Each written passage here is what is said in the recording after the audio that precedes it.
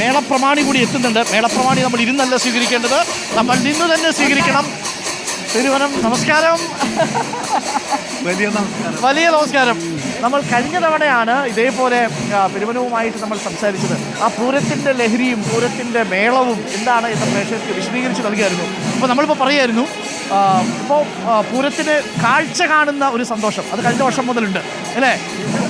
ആ അനുഭവം എങ്ങനെയാണ്?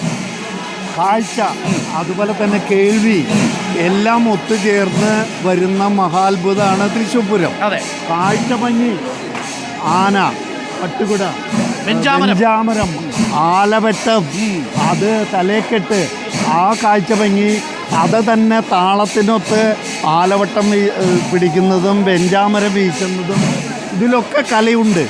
അതായത് മേളത്തിൻ്റെ താളവട്ടം അനുസരിച്ച് ആനപ്പുറത്തുള്ളവർ വെഞ്ചാവരം വീശണം, ആലവട്ടം പിടിക്കണം, ഇതിനെല്ലാം കണക്കുകളുണ്ട്. കൃത്യമായ കണക്കിലാണ് പൂരം നടക്കുന്നത്. ഇപ്പം എല്ലാവരും ഇരുന്നു, ആലവട്ടം പിടിക്കുന്നവരും വെഞ്ചാവരം പിടിക്കുന്നവരും ഇരുന്നു. ഇനി മേളത്തിൻ്റെ അടുത്ത കലാശം വരികയാണ്. കൊമ്പ് ഊതുമ്പോൾ ഇവരെനിക്ക് ആദ്യം ആലവട്ടം പോക്കും, അത് കഴിയുമ്പോൾ വെഞ്ചാമരം വീശുന്നു. ഇതിൻ്റെ ഒരു ഭംഗി, ആ ഒരു കാഴ്ച ഭംഗി, അത് അതിൻ്റെ താളത്തിലും മേളത്തിനും അനുസരിച്ചു കൊണ്ട് അവർ കാണാൻ ഭംഗിയാണ്. അതുപോലെ മേളം എന്ന് പറയുന്നത് ശ്രവ്യമാണ്.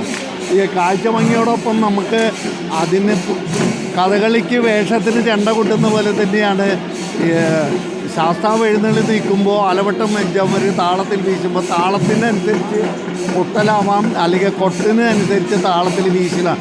ഇത് പരസ്പര പൂരകങ്ങളാണ്. ഇത് അതിമനോഹരം. അതാണ് കാഴ്ചയും ശബ്ദവും കൂടി അങ്ങോട്ട് ലയിക്കുന്ന അനുഭവം ഉണ്ടല്ലോ. സാധാരണ നൃത്തങ്ങളിലൊക്കെയാണ് നമ്മൾ കാണാറ്. യഥാർത്ഥത്തിൽ ഇത് കലയുടെ നൃത്തമാണ്, അല്ലെങ്കിൽ പൂരം എന്ന് പറയുന്നത് ഒരു നൃത്തമാണ് എന്ന് നമ്മൾ പറയുന്നത് അതുകൊണ്ടാണ്. കാഴ്ചയും ശബ്ദവും ഒരേപോലെ വരുന്നു എന്നുള്ളതാണ്. പെരുവനത്തിന് ഇപ്പോൾ നമ്മുടെ ഈ ചടങ്ങിൽ സ്ഥിരമായിട്ട് ഈ മേളത്തിന് പെരുവനത്തിൻ്റെ മേളം പ്രേക്ഷകർ കേട്ടിട്ടുണ്ടാവും. ഇത്തവണ കഴിഞ്ഞ തവണ മുതൽ അല്ലേ, കഴിഞ്ഞ തവണ മുതലല്ലേ നമ്മൾ മേളക്കാരൻ, ഇപ്പോൾ മൂന്നാമത്തെ കൊല്ലമാണ് മേളക്കാരനല്ലാതെ എന്നാൽ തൃശ്ശൂർ പൂരത്തിൻ്റെ കാഴ്ചയും കേൾവിയും ഒക്കെ പ്രേക്ഷകരിലേക്ക് എത്തിക്കാൻ പെരുവനം വരുന്നത് അല്ലേ ജെയ്സൺ?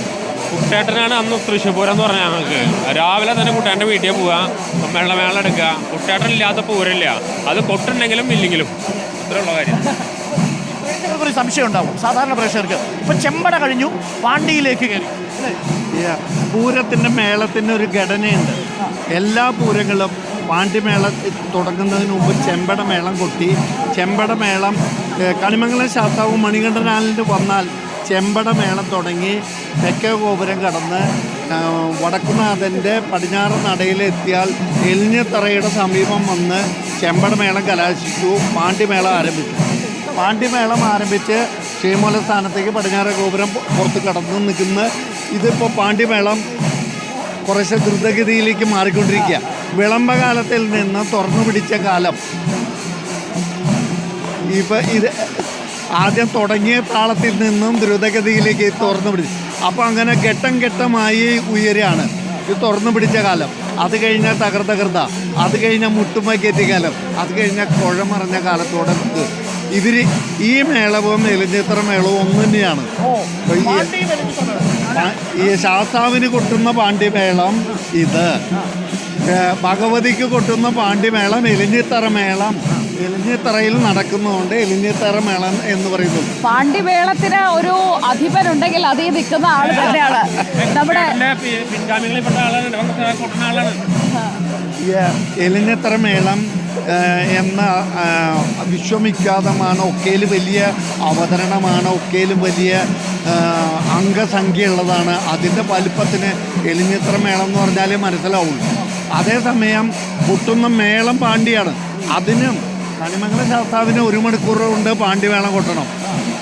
പാർമേക്കാവിൻ്റെ എലിഞ്ഞിത്തറ മേളം 4 മണിക്കൂറാണ്. 12:30 തുടങ്ങിയ 4:30 വരെയാണ്. അപ്പോൾ ഈ പ്രേക്ഷകർ നോക്കൂ, ആ ഇലഞ്ഞിത്തറ മേളത്തിൻ്റെ 4 മണിക്കൂർ നീണ്ടു നിൽക്കുന്ന അതേ മേളം തന്നെയാണ് ഇപ്പോൾ പ്രേക്ഷകർക്ക്. മേളം തന്നെ 1 മണിക്കൂറുണ്ട്.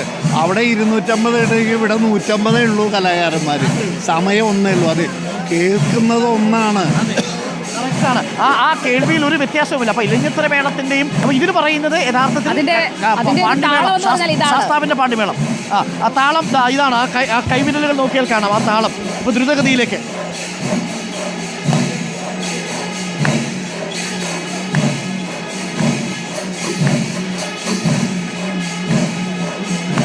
യെസ്. ആറാട്ടുപുഴ പൂരത്തിലേക്ക് തന്നെ വാദ്യങ്ങളിൽ തന്നെ ഇലത്തളം പിടിക്കുന്ന രീതി ഒന്ന് വേറെ, വലന്തല പിടിക്കുന്ന രീതി വേറെ, മേളം കൊട്ടുന്ന രീതി വേറെ, കുഴലൂതുന്നത് വേറെ, കൊമ്പ്, ഇത് ഓരോന്നും കേൾക്കാൻ ആസ്വദിക്കാൻ വരുന്നു. ഇലത്താൾക്കാരിപ്പോൾ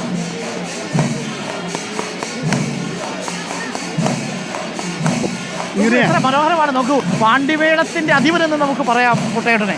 അവിടെ ഒരു ഭാഗത്ത് പാണ്ടിമേളം തകർക്കുമ്പോൾ ഇവിടെ അതിന്റെ താളം പിടിച്ച് നമുക്കത് പറഞ്ഞു തരികയാണ്. ഇതാണ് ഈ മനോഹരമായ അനുഭവം എന്ന് പറയുന്നത്. ലോകമെമ്പാടും ഇന്ന് ലക്ഷക്കണക്കിന് പ്രേക്ഷകർ ഈ കാഴ്ച കാണുന്നുണ്ടാവും. ഇതെന്താണെന്ന് മനസ്സിലാവുന്ന ഇത്ര ലളിതമായിട്ടാണ് കുട്ടേട്ടൻ അത് വിശദീകരിച്ചത്. ഇനി വലന്തല